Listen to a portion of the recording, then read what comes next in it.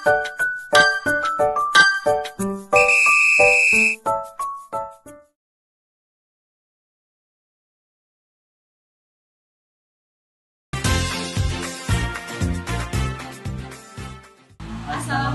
warahmatullahi wabarakatuh.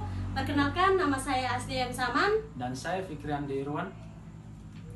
Di sini kami ingin menjelaskan sedikit menyangkut mengenai tentang kandungan merkuri pada tumbuhan paku di daerah tambang emas. Nah, jadi pengertian dari tanaman paku itu sendiri yaitu tumbuhan paku merupakan salah satu jenis tanaman yang dapat menyerap logam berat seperti Hg, Cu, dan Ag. Nah, tumbuhan paku juga merupakan tumbuhan yang termasuk suku Polypodiales yang tumbuh di hutan, di daerah-daerah pegunungan, rawa, dan di sekitar kali, yaitu pada daerah-daerah teduh dan lembab. Pucuk paku ini sering dikonsumsi masyarakat sebagai sayur-sayuran. Sifat dasar zat merkuri tidak dapat larut dalam air, namun terus-menerus numpuk di dalam tubuh manusia. Apabila dalam periode tertentu seseorang secara terus-menerus terkontaminasi merkuri melalui makanan, minuman, dan melalui udara, maka akan menderita berbagai penyakit yang sulit disembuhkan. Nah, maka perlu dilakukan penelitian terhadap kandungan merkuri pada tumbuhan paku. Itu menurut Kino 2011. Nah, itu sedikit penjelasan menyangkut mengenai tentang kandungan tumbuhan paku di daerah tambang emas. Selain itu, ada penjelasan singkat menyangkut mengenai tentang tokoh. Di antaranya, salah satunya adalah Sastra Paji. Menurut Sastra Paji, pada tahun 1980, dia mengatakan bahwa tumbuhan paku yang tumbuh di daerah tropis sendiri pada umurnya menghendaki kisaran suhu 2-27 derajat Celcius. Untuk pertumbuhannya, tumbuhan paku sendiri memiliki rumput kuat, berdaging, dan agak mengakar.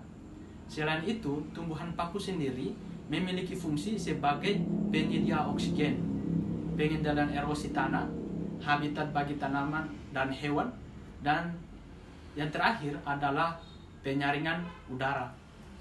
Nah, di sini juga ada metode penelitian yaitu metode yang digunakan adalah mencakup analisis sampel tumbuhan paku dan analisis sampel tanah dengan menggunakan alat diskrek merkuri analyzer. Nah, di sini juga kami membuat tujuan daripada tugas kami yaitu untuk mengetahui kandungan merkuri pada tumbuhan paku. Nah, tumbuhan paku dengan nama lain atau dengan nama latin sebagai Diplasmium assemblement sendiri, sesuai dengan pembahasannya, izinkan saya untuk membacakan pembahasannya. Sesuai hasil penelitian yang menunjukkan tumbuhan paku memiliki sifat hipotoleran karena dapat tumbuh subur di kawasan pembangunan emas. Namun, tumbuhan paku belum dapat dikategorikan tumbuhan hiperokulator logam berat merkuri karena masih membutuhkan data kandungan merkuri di akar dan data batang untuk melengkapi syarat menjadi tumbuhan hiperokulator. Yaitu, tumbuhan merkuri sendiri dapat mengakumulasi logam berat dengan konsentrasi tinggi pada jaringan akar, batang, dan daun sehingga bisa disebut sebagai tumbuhan hiperokulator.